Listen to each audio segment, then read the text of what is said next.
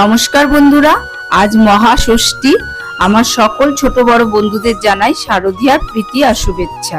বেশ কিছুদিন আগে আমি রজনীগন্ধার বাল্ব এনেছিলাম, ওটা যখন বুনছিলাম তখন তোমাদের কাছে শেয়ারও করেছিলাম আর বলেছিলাম স্টিক বেরালে তোমাদের কাছে ভিডিও নিয়ে আসবো।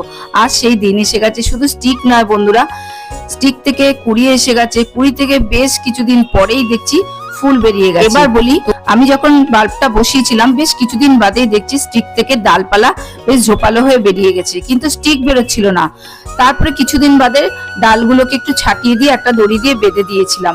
বেঁধে দেওয়ার পরে তারপরে দেখছি আস্তে আস্তে দিন 15-20 মধ্যেই স্টিক বেরিয়ে গেছে। আর ওই বাল্ব থেকে একটা বাল্ব আবার উঠে এসছে, আমি অন্য জায়গায় বসিয়ে দিয়েছিলাম।